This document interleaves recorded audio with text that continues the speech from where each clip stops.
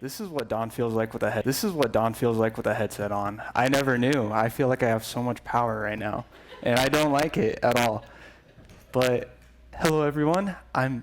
Wow, everybody's up here, even the kids. That's nerve-wracking. But hello, and I'm sorry if I slur my words and everything. We did wake up at like 5:30 this morning, and immediately headed here, and I have not gotten a single night of rest. So it'll be interesting. But I did bring my friends. They even asked to come yesterday, which was beyond me, but I am blessed to have them. Thank you, Mia. I think I saw that. But at the retreat, we talked about 180s. So it was all about testimonies and callings throughout the whole entire retreat. And Friday night, it was Friday night. We had just finished up giving our testimonies. We broke up into groups, small groups, and gave our testimonies to each other. And it was such a blessing, and I felt this deep connection with everybody, and God is just amazing. But after we finished up, I walked back to the room, and I checked my phone because I haven't been looking at it very much during the retreat because I wanted it to be a getaway. And then I got the text message about Jody, and I was super worried about her. And then my mom asked, "What do you like to give your testimony Sunday?" And I thought, wow, Amanda was actually in the room right next to me whenever I read the text message. And it was beyond me. And like, I hesitated at first, but then I knew that it wasn't a coincidence. It's always God's timing. So here I am. I thought I was going to be at Steel City today, so I did not pack any clothes, as you could see, for church. I never wear a hat, but my hair's a mess, so this is what you're going to deal with.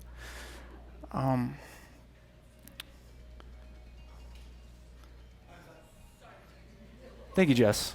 Hey, is that a timer? Do you need to set the timer? I'll have 10 minutes. Okay. But I don't know how to really start this other than what I say today. It doesn't matter about me. It's to glorify Him. And to just show you how people that are a wreck, He could save. And that's all I want it to be today, as a testimony. And growing up in church, I think, I'm sorry, Mom and Dad, but it's ingrained in you, or you ingrained into us to pray every single night and read the Bible at least every night. And so that's what I did for most of my life. I came here to this church, born and raised. Been with all of you all my life, but for some reason I couldn't believe, or there was a part of me that was holding back. And it bothered me so much, seeing my grandpa up here every Sunday. And then he'd go home, and then he'd read the Bibles for hours. And if he watched a movie that was 2 hours long, he'd spend 2 hours in the Bible. And that shook me. And then my parents and everybody, and I just couldn't get it. And then it didn't help taking philosophy in high school either. That leads you even further away, and then you question everything in life. So for a long time, I just came here, but I felt like a black sheep and everything. And then last year, up to the beginning of this year, was probably the worst time in my life, which I'm glad I went through, even though it was hard. Turned 21, and I was allowed to drink alcohol and drugs, that ability. And then I had a few weird relationships that left me broken. I didn't really have a purpose. And in Ecclesiastes, it talks about how all life is vanity, but with God, nothing is meaningless. And I didn't have God, so life was meaningless to me at a certain point. And I was trying to find purpose in life, which was maybe to find my next girlfriend to make me feel happy. Because I was just going through a rabbit hole of depression. And then a close friend of mine almost took his life too. And so it was just a spiral. And then I took these drugs and I thought, why not? Why not? Everything's meaningless. And then it took one last girl to put me to my lowest point. And after her, I realized that I was just chasing after things, thing after thing, and I never took time to acknowledge my life and what I've been doing. And so, late February of this year, everything, my parents and sister know that I went to this pond called Cattail Crossing. I don't know if anybody knows of it. It didn't matter if it was snowing or not that night. I just went. I had nothing else. I had nothing else to do. I didn't care if it was cold. I felt like I deserved it. And I just walked for an hour, freezing my butt off. And I would cry out to God, even though I didn't know if I believed him or not. But every single time I went each night, I just got worse.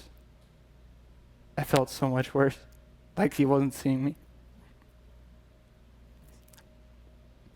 It brought me to my lowest point. And then my friend, actually a lot of you have met her, I'm going to say her name, Ashlyn. I became friends with her a few weeks before my last relationship, quote unquote. And she prayed over everything, and then I text her, poor Ashlyn, dealing with the wreck that I was, but she never gave up on me. And so there was one night after I went to Cattail, I just had to disappear, or I thought I did. Sorry.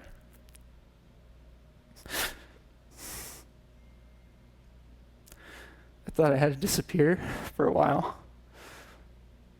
And so I texted her because she was a huge emotional support.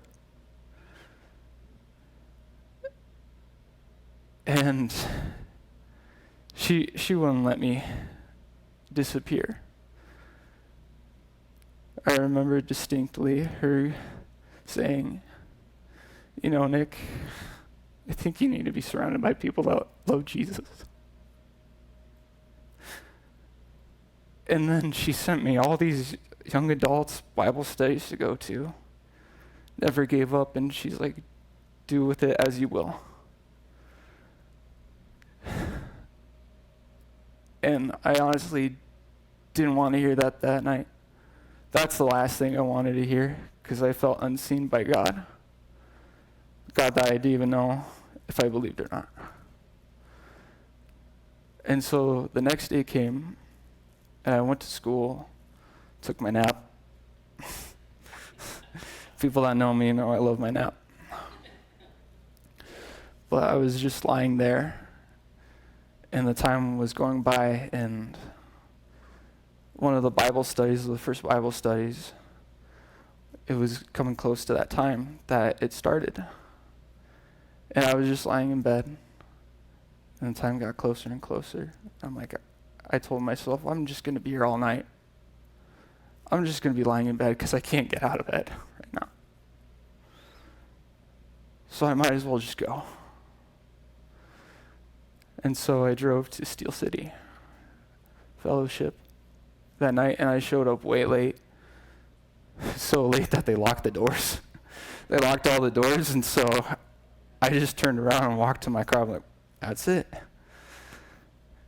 And then I tried to text and call Ashlyn, and she didn't pick up at first. And I was like, I'm headed home. And then she texted saying, wait, somebody will be there at the door to let you in. It's like, okay, I'll wait a little bit. And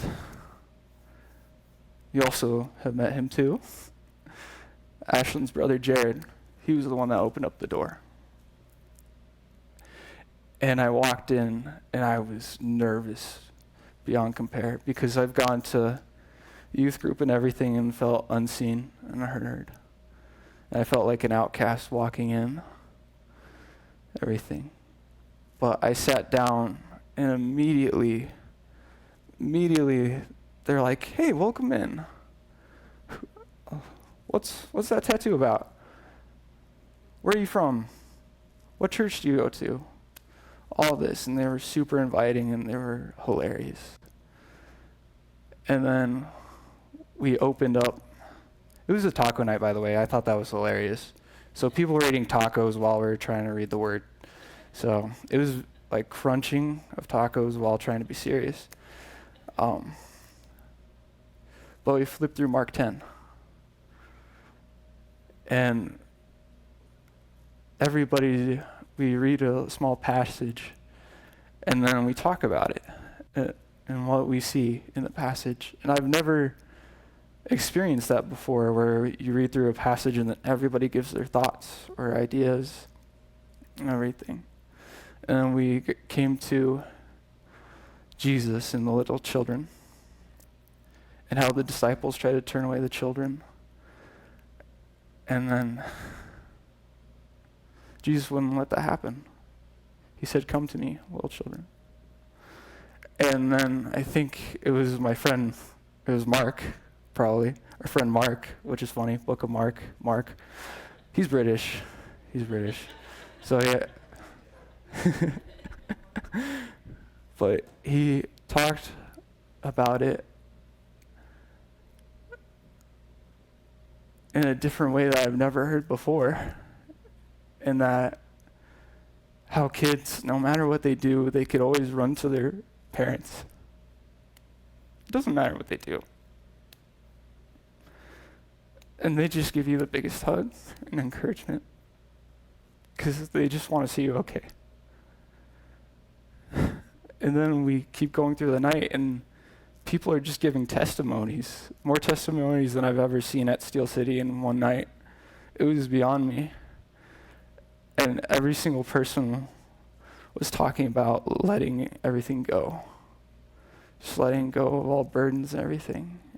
And I knew at that moment it wasn't them talking, but it was God. Because I hated myself so much.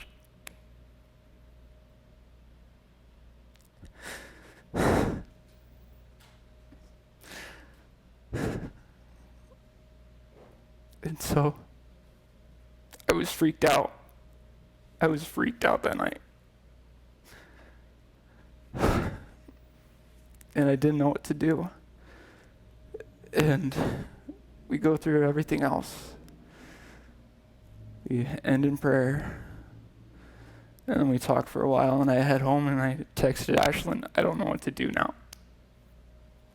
So I just broke down in prayer. Finally, God saw me. Elroy, the God who sees, finally saw me.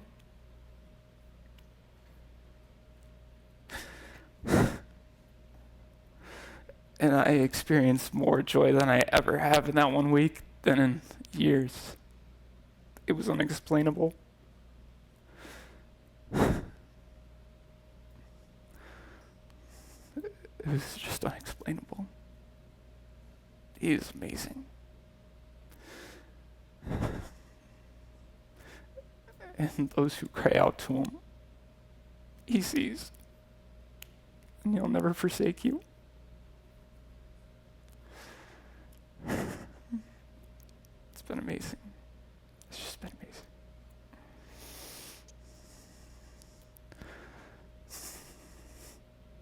I don't know how I'm supposed to end this. But he sees you. That's all I really want to say. Hallelujah.